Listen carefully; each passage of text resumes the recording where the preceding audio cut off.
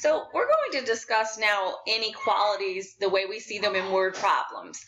So our objective is I can solve word problems leading to two-step inequalities. One item of importance is knowing what phrases you might see on the state test that should send off alarms in your head that should say, oh, this is an inequality word problem. If you see is at most means less than or equal to.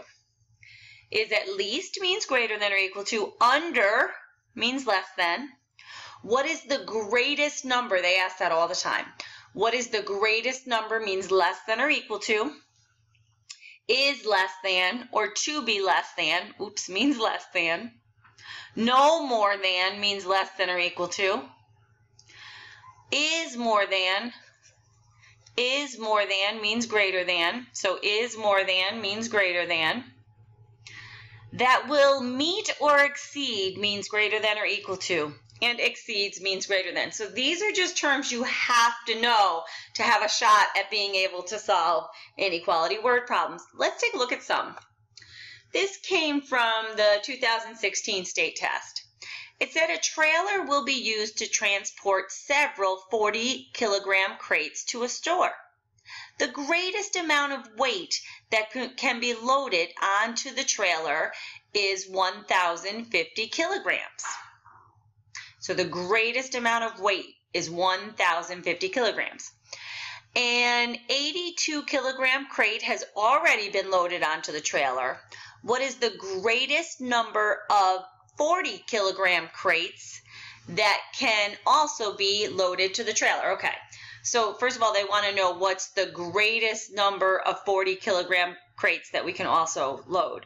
So I'm going to let C equal my number of 40-kilogram crates. As soon as they say what is the greatest number of 40-kilogram crates, that tells me what I'm looking for.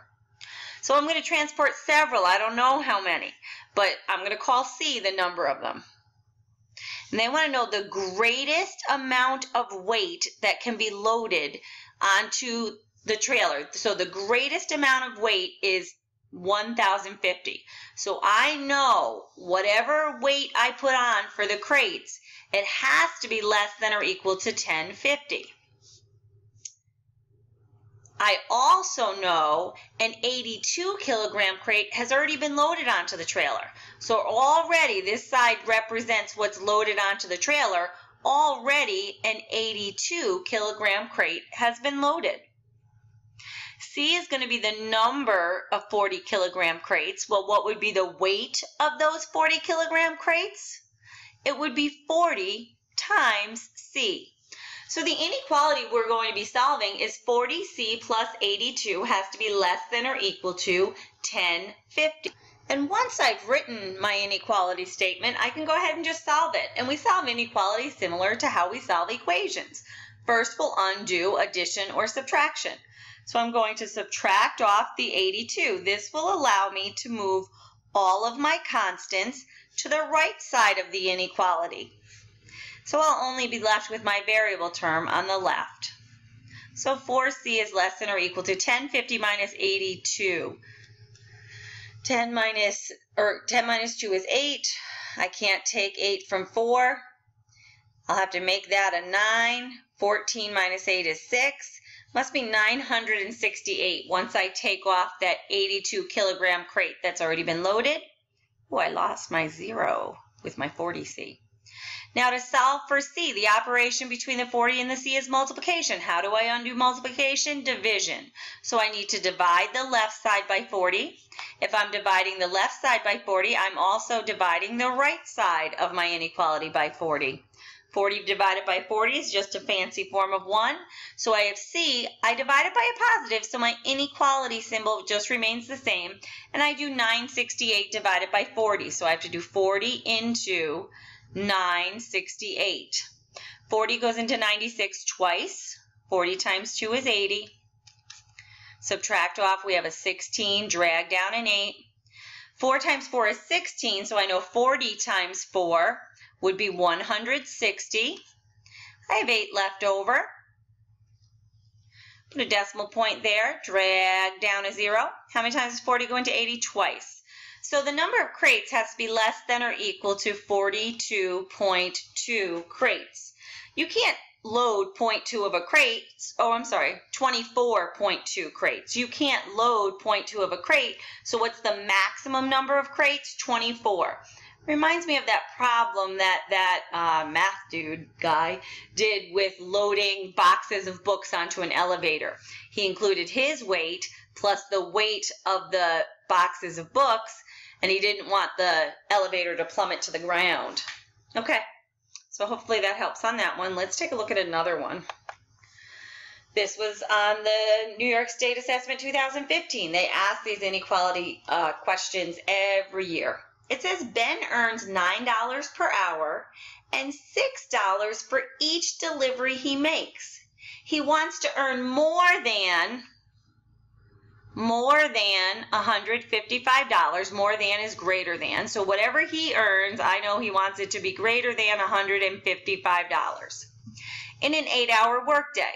What is the least number of deliveries he must make to reach his goal? So again, I'm going to let D equal my number of deliveries. They tell you what they're looking for after the word what. They want to know how many deliveries do I have to make so that at the end of the day I bring home more than $155. Well, when you work, you earn a certain amount of money just for showing up. He makes $9 every hour just for showing up. And he's going to work an 8-hour day. So 9 times 8, he makes $72 just for showing up that day. Plus, he earns $6 for each delivery. D is the number of deliveries, $6 for each delivery. So it's going to be $6 for each delivery. A lot of times these little words for each tells you what you're going to end up multiplying by the variable. Now we're just going to go ahead and solve this. So we're going to subtract 72 on each side. We undo our addition and subtraction first, moving all constant terms without the variable attached to the right side. Left side, I have 6D is greater than 155 minus 72. 5 minus 2 is 3. 15 minus 7 is 8. I sure hope 83 is the correct answer. And then I'm going to divide each side by 6. What's the operation between the 6 and the D? Multiplication. How do we undo multiplication? Division. To get D by itself, I simply divide by whatever D had been multiplied by. 6 divided by 6 is a fancy form of 1. As soon as I divide the left side by 6, I also divide the right side by 6. So I have to do 6 into 83. 6 goes into 8 once, subtract off, drag down the 3. 6 goes into 23 3 times. That would be 18. Subtract off. 23 minus 18, is that 5? Bring down a 0. 6 goes into 50. 6 goes into 50 8 times. 6 times 8 is 48. And I could keep going. But I have to make, D has to be greater than, the number of deliveries have to be greater than 13.8. Well, if your number of deliveries has to be greater than 13.8, you know 14 deliveries is the smallest number of deliveries you could make and still bring home more than $155. Hopefully that helps. Next one. This was on the 2014 New York State assessment. Craig went bowling with $25 to spend. That's the most he has to spend. He rented shoes for $5.25 and he paid $4 for each game. What was the greatest number of games Craig could have played? As soon as they say what is the greatest number of games, I know G is my number of games. I know to let G be my number of games if I want to translate this into an inequality. He has at most $25 to spend. He can't spend any more than that. And so with that, he has to rent his shoes for $5.25. That's just a one-time rental of $5.25. You don't rent new shoes every time you play a new game. And then it's going to be $4 for each game. And these little words like for each give me the hint that 4 has to be multiplied by my number of games in my inequality. G is your number of games. It's $4 for each game. So your total amount you're going to spend on games will be 4G. Now that I have this set up, I just go ahead and solve this inequality. I start by subtracting $5.25 on each side. Lining up my place values. Of course, we know we want to move our constants over to the right-hand side to start. We undo addition with subtraction. These zero out. Those are additive inverses of each other. So on the left-hand side, I have 4G, less than or equal to. Now I have to subtract off. So I'm going to borrow from the 5, make the 5 a 4. That would become a 10. Make the 10 a 9. This would become a 10. 10 minus 5 is 5. 9 minus 2 is 7. Can't take 5 from 4. 2 take away from the 2, that becomes a 1. That becomes a 14. 14 minus 5 is 9. And then we drag down our 1. Now I have to divide both sides by 4 to get G all by itself. How do we undo multiplication? We undo multiplication with division. Divide both sides by 4. So I have to do 4 into 19.75. 4 goes into 19 4 times. 4 times 4 is 16. Subtract off. Remainder of 3. Drag down a 7. 4 goes into 36. 9 times. 9 times 4. I'm sorry. 4 goes into 37. 9 times. 9 times 4 is 36. You'll notice I dragged my decimal point right up. Remainder of 1. Bring down the 5. 4 goes into 15, almost 4 times, 3 times. That gives me 12. Again, I could keep going, but I know my G, my number of games, has to be less than or equal to 4.93. So what's the maximum number of games that's less than 4.93? Oh, the games must be less than or equal to 4. He can play at most 4 games. Because if he chose to play 5 games, he wouldn't have enough cash. If he chose to play 5 games, and I substituted 5 in place of G, 4 times 5, the cost for the games, plus $5.25 won't give me a number less than $25. This is a way you can always check to see if it makes sense. 4 times 5 is 20, plus $5.25. We're hoping that's less than or equal to $25. 20 plus $5.25 is $25.25, and that is not less than $25. He's short a quarter. If he had one more quarter with him, he could have played another game, but he didn't. So the maximum number of games he can play is 4. Let's see if there's any more I put on here. Oh goodness, I put one more. Wow.